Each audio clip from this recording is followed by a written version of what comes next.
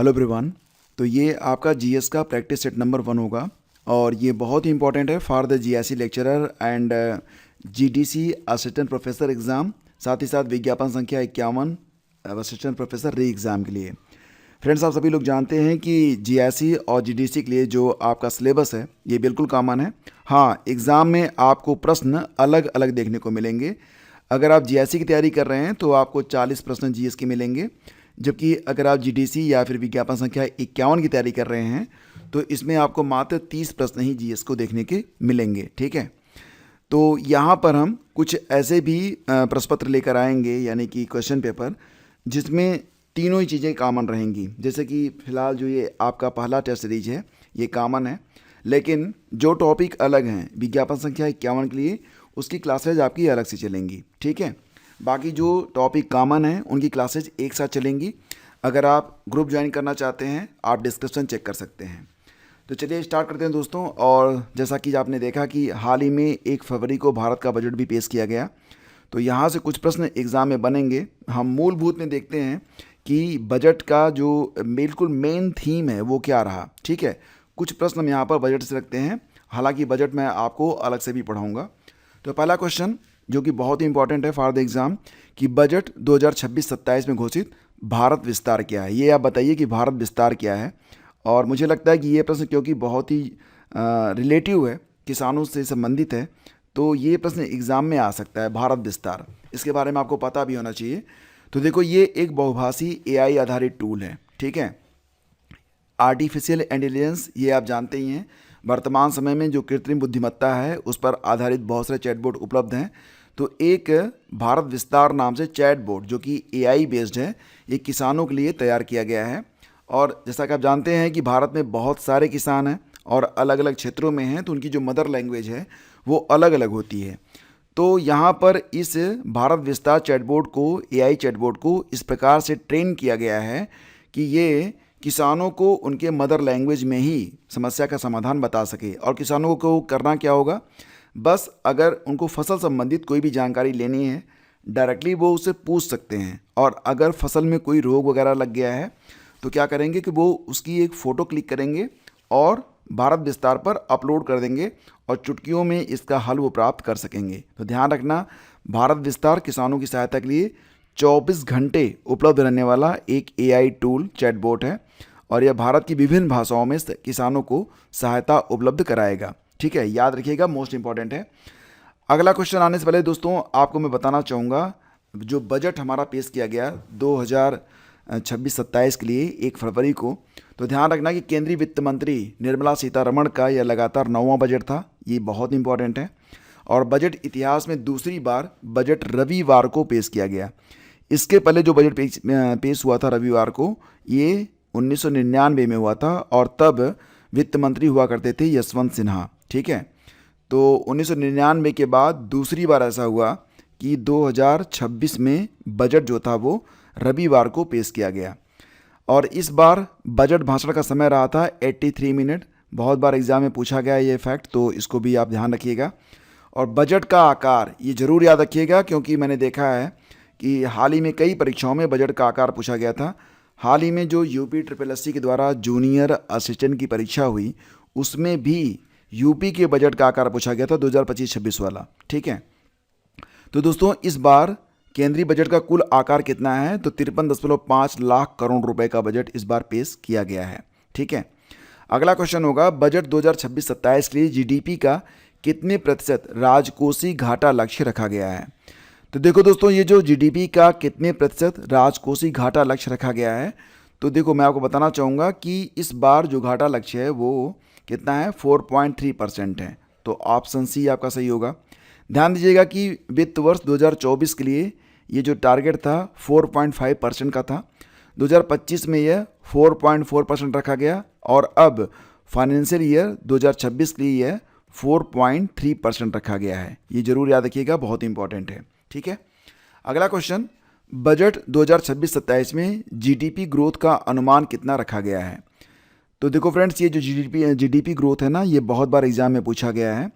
तो बजट 2026-27 में जो जीडीपी ग्रोथ का अनुमान है ये 7.4% है। ऑप्शन डी करेक्ट है।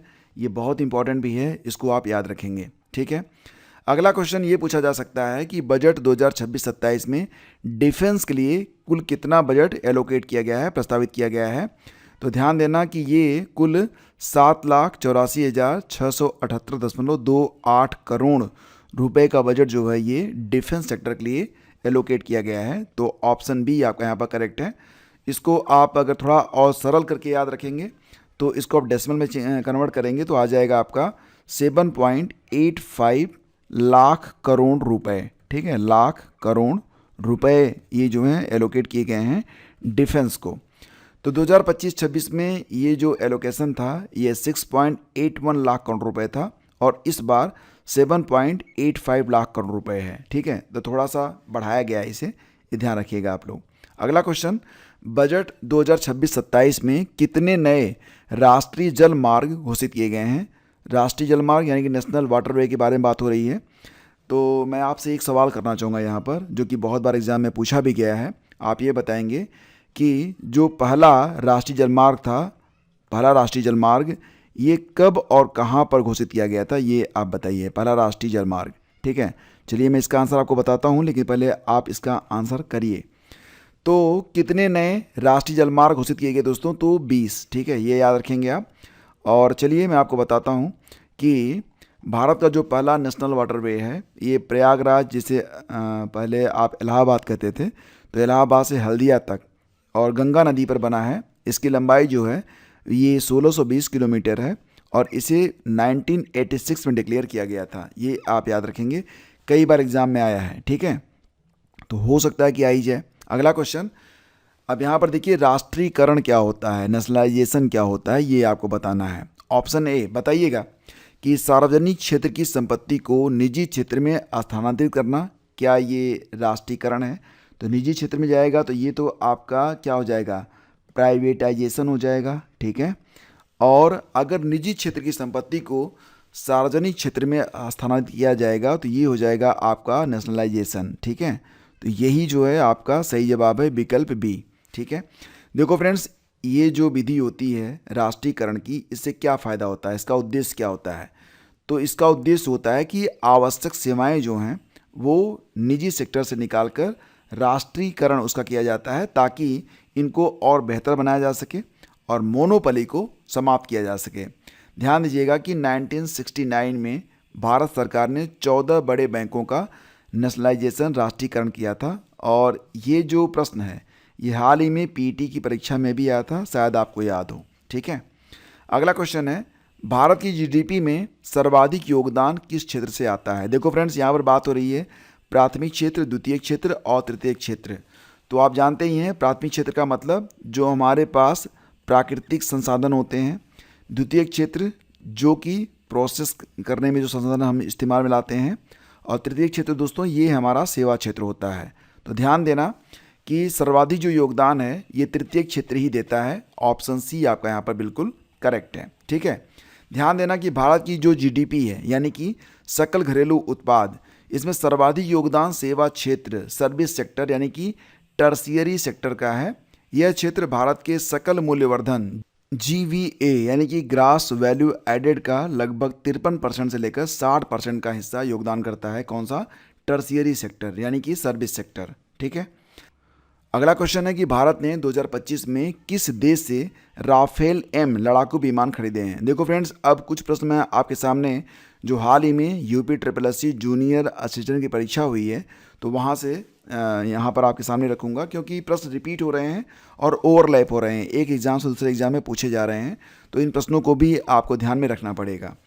तो भारत ने 2025 में किस देश से, दोस्तों तो आपको याद होगा कि इसका उत्तर जो है फ्रांस होना चाहिए, क्योंकि फ्रांस से ही हमने जो है राफेल खरीदे थे और जो राफेल M लड़ाकू विमान है ये भी हम फ्रांस से ही ले रहे हैं। तो इसमें आप देखेंगे जर्मनी, USA, इटली, तो सही जवाब बनेगा डी, क्योंकि उपरोक्त में से किसी देश से नहीं बल्कि हमने इसे कहाँ से लिया है, फ्रांस से लिया है। ठीक है, तो 28 अप्रैल 2025 को भारत ने 26 Rafale marine, M for marine, Rafale marine लड़ाकू जेट खरीदने के लिए फ्रांस के साथ एक महत्वपूर्ण रक्षा समझौते पर हस्ताक्षर किए हैं। इन लड़ाकू विमानों की कीमत लगभग 63,000 करोड़ रुपए है। ध्यान दीजिएगा। अगला क्वेश्चन, निम्नलिखित में किस राज्य में कोयले के समृद्ध भंडार हैं। तो ये प्रश्न भी जूनियर असिस्टेंट से ही है। और आप जानते हैं कि भारत में सर्वाधिक जो कोयला होता है दोस्तों, ये झारखंड में मिलता है आपको, ठीक है। तो झारखंड का नाम तो इसमें है नहीं। तो अरुणाचल प्रदेश में क्या कोयला मिलता है? नहीं। लद्दाख में भी नहीं, राजस्थान में भी नहीं। तो झारखंड के बाद सर्वाधिक जो कोयला मिलता है वो छत्तीसगढ़ में मिलता है। तो ऑप्शन डी आपका यहाँ पर बिल्कुल करेक्ट है। तो भारत में दोस्तों कोयले के सबसे समृद्ध भंडार मिलेंगे मुख्य रूप से आपको झारखंड में। झारखंड का जो झरिया और बोकारो क्षेत्र है यहाँ पर। और इसके बाद देश के कुल भंडारों का लगभग 25% तो यहीं पर मिलता है, यानी कि झरिया और बोकारो में। झारखंड के अलावा देखेंगे आप तो उड़ीसा, छत्तीसगढ़ और पश्चिम बंगाल में भी कोयले के विशाल भंडारों से समृद्ध ये जो आपको स्थान देखने को मिलेंगे। तो फिलहाल यहाँ पर छत्तीसगढ़ आपका आंसर है, क्योंकि बाकी जो उड़ीसा और पश्चिम बंगाल है इनका नाम भी यहाँ पर उल्लेखित नहीं है, ठीक है। अगला क्वेश्चन होगा, ब्रिटिश भारत में स्वदेशी आंदोलन। आपको पता ही है कि बंगाल का विभाजन 1905 में किया गया और इसके बाद जो स्वदेशी आंदोलन था वो चला था 1905 से लेकर 1908 तक। तो इस दौरान मातृभूमि को समर्पित कौन सा गीत लोकप्रिय हुआ था? सारे जहां से अच्छा, पगड़ी संभालो जट्टा, खूब लड़ी मर्दानी। सही आंसर होगा दोस्तों यहाँ पर ऑप्शन बी, वंदे मातरम। देखो फ्रेंड्स, वंदे मातरम का अपना एक अलग इतिहास है। आपको पता है ना कि कांग्रेस की स्थापना कब हुई थी, और इसका जो एक कब 1896 वाला जो सेशन हुआ था, कितने लोग जानते हैं कि 1896 का सेशन कहाँ पर हुआ था? कांग्रेस के जितने भी सेशन हुए हैं भारतीय राष्ट्रीय कांग्रेस के, इस पर एक डेडिकेटेड लेक्चर मैं पहले ही दे चुका हूँ। अगर आपने काफ़ी पहले से मैं फॉलो कर रखा है तो आपको ज़रूर इसका पता होना चाहिए, और अगर नहीं तो ये वीडियो जाके आप अभी देखिएगा इस लेक्चर के समाप्त होने के पश्चात। तो देखो फ्रेंड्स, 1896 का जो कांग्रेस अधिवेशन था ये कलकत्ता में हुआ था, ठीक है, 27 से 30 दिसंबर के बीच। और ये कांग्रेस का 12वां अधिवेशन था जिसके अध्यक्ष रहीमतुल्ला एम सयानी थे, ये ध्यान रखिएगा। और इसी 1896 में कांग्रेस के अधिवेशन के दौरान रविंद्रनाथ टैगोर ने वंदे मातरम गाया था। और 1905 के उथल पुथल वाले दिनों में बंगाल में विभाजन विरोधी और स्वदेशी आंदोलन के दौरान वंदे मातरम गीत और नारे की अपील भी बहुत शक्तिशाली हो गई थी। तो यहाँ पर जो आपका आंसर है वो है वंदे मातरम, ये ऑप्शन बी आपका बिल्कुल करेक्ट है। अगला क्वेश्चन होगा कि 1527 में खानवा के युद्ध में बाबर ने मेवाड़ के किस शासक को हराया था? तो खानवा का युद्ध कब हुआ था? 1527 में हुआ था। बाबर ने मेवाड़ के राणा सांगा को हराया था। ऑप्शन डी आपका यहाँ पर करेक्ट है। इनका पूरा नाम था राणा संग्राम सिंह, राणा सांगा के नाम से जाने जाते थे। तो उनको हराया था। एग्जैक्टली दोस्तों बात बहादुरी की नहीं थी, बाबर के पास संसाधन ज़्यादा थे, बाबर के पास तोप थी, ठीक है। और तोप का मुकाबला तलवार से तो नहीं किया जा सकता, जिसकी वजह से जो यहाँ पर राणा सांगा की सेना थी वो हार गई थी। और ये लड़ाई हुई थी कब? 1527 में, खानवा के युद्ध में, ठीक है। अगला क्वेश्चन है, किस युद्ध में बाबर ने बंगाल और बिहार की संयुक्त सेनाओं को हराया था? तो बाबर के पास दोस्तों तोपखाना था और तोपखाने का इस्तेमाल उसने भारत में खूब किया था, और जिसकी वजह से वो हर जगह पर विजयी रहा था। तो बंगाल और बिहार की जो संयुक्त सेनाएं थीं उनको हराया गया था। कहाँ पर? घाघरा का युद्ध हुआ था 1529 में। ऑप्शन सी यहाँ पर आपका बिल्कुल करेक्ट है। आपको बताना चाहेंगे कि बाबर ने घाघरा के युद्ध यानी कि बैटल ऑफ घाघरा में बंगाल और बिहार की संयुक्त सेनाओं को हराया था। यह ऐतिहासिक युद्ध हुआ कब था? 6 मई 1529 को, गंगा और घाघरा नदियों के संगम पर। और इस युद्ध में बाबर ने बिहार के अफगान सुल्तान महमूद लोदी और बंगाल के सुल्तान नुसरत शाह की संयुक्त सेना को पराजित किया था, ठीक है।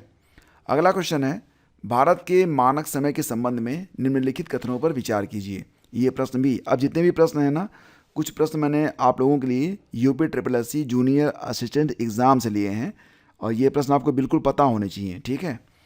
तो IST की 82.5 डिग्री पूर्वी देशांतर के आधार पर गणना की जाती है। क्या ये कथन आपका सही है? हाँ दोस्तों, ये कथन आपका करेक्ट है। और दूसरा कथन है कि 82.5 डिग्री पूर्वी देशांतर उत्तर प्रदेश में मिर्ज़ापुर से होकर गुजरता है। ये कथन भी आपका करेक्ट है। तीसरा कथन है 82.5 डिग्री पूर्वी देशांतर उत्तर प्रदेश में उन्नाव से होकर गुजरता है। तो ये कथन आपका गलत है, यानी कि 1 और 2 वाला जो ऑप्शन है आपका यहाँ पर, ये आपका करेक्ट है। A, B, C और D, तो ये D ऑप्शन आपका करेक्ट है। 1 और 2 आपका जो स्टेटमेंट है ये करेक्ट है, ठीक है ना। आगे बढ़ते हैं। यूपी के किस जिले में कैमूर वन्यजीव अभयारण्य स्थित है? तो दोस्तों आपको पता ही है कि जो कैमूर वन्यजीव अभयारण्य है सोनभद्र, बहराइच, बिजनौर और लखीमपुर खीरी, तो सही आंसर इसका बनेगा ऑप्शन ए सोनभद्र। मिर्ज़ापुर और सोनभद्र जिलों में जो एरिया है कैमूर वन्यजीव अभयारण्य का, ये कॉमन है। इसकी स्थापना जो है 1982 में विंध्याचल क्षेत्र के वन्यजीवों और वनस्पतियाँ वहाँ पर थी उनके कंजर्वेशन के लिए किया गया था, जो मुख्य रूप से सोनभद्र चुर्क में अपने मुख्यालय के साथ मिश्रित शुष्क पर्णपाती वनों में फैले लगभग 500 वर्ग किलोमीटर के क्षेत्र में विस्तृत है। तो एरिया इसका काफ़ी बड़ा है। तो ध्यान रखना, जो कैमूर वन्यजीव अभयारण्य है ये मिर्ज़ापुर और सोनभद्र का जो एरिया है कॉमन रूप से उसमें ये स्थित है। ठीक है ना। अगला क्वेश्चन है कि वर्ष 2025-26 के लिए उत्तर प्रदेश का बजट कितना है। देखो फ्रेंड्स, ये हाल ही में परीक्षा हुई थी, इसकी 1 फरवरी को ही इसकी परीक्षा हुई थी और उसी दिन ये प्रश्न आया था कि 2025-26 के लिए यूपी का बजट कितना है। जबकि बजट आपको पता ही है कि फरवरी 2025 में पेश किया गया था। तो इसका आकार पूछा गया था। तो इसका आकार कितने लोग बता पाएंगे, सही आंसर क्या होगा। देखो मैं आपको बताना चाहूँगा कि इसका जो सही विकल्प है ये ऑप्शन ए है। उत्तर प्रदेश सरकार ने वित्तीय वर्ष 2025-26 के लिए 20 फरवरी 2025 को बजट पेश किया था और इसका कुल आकार था कितना, 8,08,736.06 करोड़ रुपए। ठीक है, ये ध्यान रखना आप। और यह योगी सरकार का चौथा और राज्य के इतिहास का अब तक का सबसे बड़ा बजट था, जो कि पिछले बजट 2024-25 के मुकाबले 9.8% ये बड़ा था। ठीक है, बजट का मुख्य फोकस बुनियादी ढांचे, कृषि, युवाओं और महिलाओं के सशक्तिकरण पर आधारित था। दोस्तों अगला क्वेश्चन है कि निम्नलिखित में कौन से पठार उत्तर प्रदेश के दक्षिणी अग्रभाग को बनाते हैं। तो जैसा कि फ्रेंड्स आप लोग जानते हैं, अब ये मान लेते हैं तो दक्षिणी आप जानते ही हैं कि मैप में ये आपका ईस्ट होता है, वेस्ट, नॉर्थ और साउथ। तो यहाँ पर जो हिस्सा आपको लग रहा है आकर ये बुंदेलखंड और बघेलखंड का पठार होगा। तो ऑप्शन डी आपका यहाँ पर बिल्कुल करेक्ट है। ठीक है, तो उत्तर प्रदेश के दक्षिणी अग्रभाग यानी कि दक्षिणी पठारी क्षेत्र का निर्माण मुख्य रूप से बुंदेलखंड पठार के द्वारा होता है, जो विंध्य पर्वतमाला का ही एक हिस्सा है। और इस क्षेत्र में जालौन, हमीरपुर, महोबा, बांदा, झांसी, ललितपुर और चित्रकूट के साथ साथ प्रयागराज, मिर्ज़ापुर और सोनभद्र जिले का पठारी हिस्सा भी शामिल होता है। तो देखो फ्रेंड्स, ये जो लेक्चर आपका चल रहा है इसकी PDF आपको शेयर कर दी जाएगी आपके पेड ग्रुप में। तो पेड ग्रुप के लिए अगर आप चाहें तो आप हमें मैसेज कर सकते हैं 9452252260 पर। आप लिखेंगे help@51GS। ठीक है, जानकारी आपको शेयर कर दी जाएगी। चलिए आगे बढ़ते हैं। आपका अगला क्वेश्चन है कि कौन सा सही सुमेलित नहीं है। तो ये प्रश्न भी जूनियर असिस्टेंट का ही है। तो देखो फ्रेंड्स, जो चकेरी हवाई पत्तन है ये कानपुर में है, ये आपका करेक्ट है।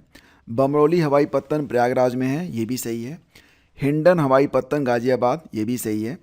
कल्याणपुर अंतर्राष्ट्रीय हवाई पत्तन अलीगढ़ में है। ये दोस्तों कथन आपका गलत है। कल्याणपुर अंतर्राष्ट्रीय हवाई पत्तन है भी नहीं, तो इसका तो मतलब ये कथन पूरी तरह से गलत होता है आपका।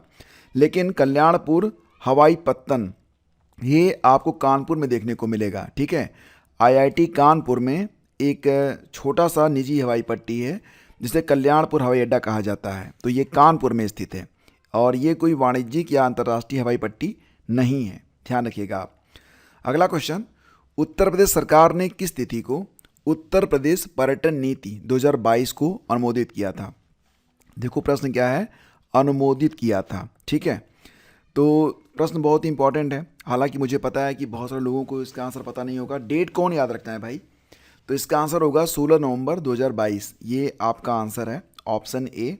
बताना चाहेंगे आपको कि उत्तर प्रदेश सरकार ने मुख्यमंत्री योगी आदित्यनाथ की अध्यक्षता में 16 नवंबर 2022 को कैबिनेट की जो बैठक हुई थी तो उसमें उत्तर प्रदेश पर्यटन नीति 2022 को मंजूरी दी थी। यह नीति लागू हुई है 23 नवंबर 2022 से। ठीक है, ये आप ध्यान रखेंगे आप, और ये अगले 5 वर्षों तक लागू रहेगी। काशी तमिल संगमम यानी कि बात यहाँ पर हो रही है काशी तमिल संगमम KTS का जो तीसरा संस्करण है 3.0, तो उत्तर प्रदेश के किस नगर में 14 से 24 फरवरी 2025 के बीच आयोजित किया गया था। तो देखो फ्रेंड्स, इसका आयोजन वाराणसी में हुआ था और हर साल वाराणसी में ही हुआ है। तो विकल्प ए आपका यहाँ पर करेक्ट है। काशी तमिल संगमम का तीसरा संस्करण फरवरी 2025 में वाराणसी में भारत के इन दो सांस्कृतिक रूप से समृद्ध क्षेत्रों के बीच बातचीत और आदान प्रदान को बढ़ावा देने के उद्देश्य से आयोजित किया गया है। ठीक है, अगला क्वेश्चन है कि मगध में सुंग वंश को किस वंश ने प्रतिस्थापित किया था। दोस्तों मगध में जो राजवंश रहे हैं, अगर इनको शुरू से देखा जाए तो सबसे पहले आपने पढ़ा है कि सबसे पहले जो आएगा वो आपका हर्यक वंश आएगा। हर्यक वंश के पश्चात आता है यहाँ पर शिशुनाग वंश, ठीक है, शिशुनाग वंश।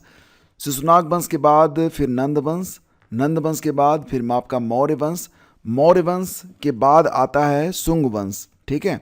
शुंग वंश के बाद आता है दोस्तों कौन सा, कण्व वंश, और कण्व वंश के बाद आता है सातवाहन, ठीक है।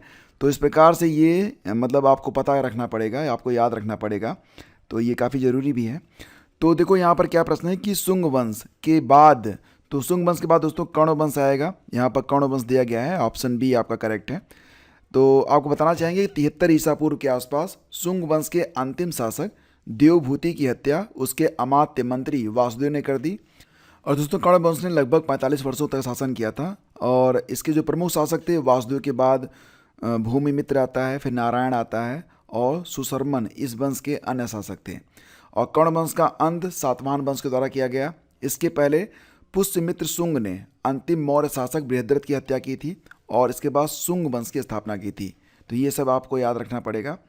अगला क्वेश्चन है, कौन सा कथन टाइगर क्ला 2025 अभ्यास के बारे में सत्य है। तो देखो दोस्तों ये जो कथन है इसका गरुण रेजिमेंटल प्रशिक्षण केंद्र उत्तर प्रदेश में समापन किया गया था। तो ये कथन आपका करेक्ट है, ऑप्शन ए आपका करेक्ट होगा। ये जो गरुण रेजिमेंटल प्रशिक्षण केंद्र है उत्तर प्रदेश में कहाँ पर स्थित है, तो देखो ये जो स्थित है दोस्तों ये आपका बागपत उत्तर प्रदेश में स्थित है, ठीक है।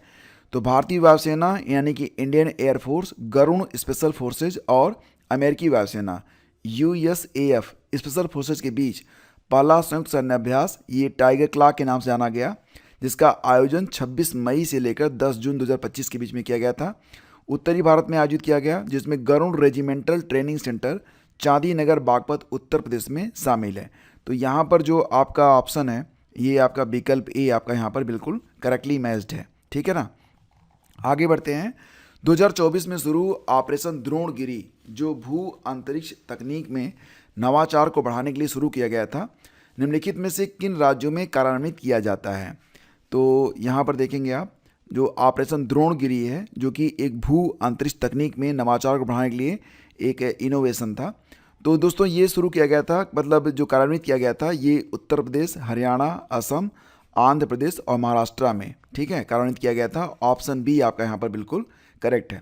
प्रश्न काफ़ी लेवल के पूछे गए थे, किन्हीं किन्हीं को लग रहा होगा कि प्रश्न सरल हैं, लेकिन मुझे नहीं लगता कि प्रश्न इतने हद तक सरल हैं कि आप आसानी से मतलब इनको हल कर पाएंगे एग्जाम में, अगर आपकी अच्छी खासी तैयारी नहीं है तो फ्रेंड्स इसका विकल्प बी करेक्ट है। दोस्तों 2024 में शुरू किया गया ऑपरेशन द्रोणगिरी एक पायलट परियोजना है जो देश में भू स्थानिक यानी कि जियो स्पेशियल तकनीक और नवाचार को बढ़ावा देने के लिए 5 राज्यों में कार्यान्वित किया जा रहा है।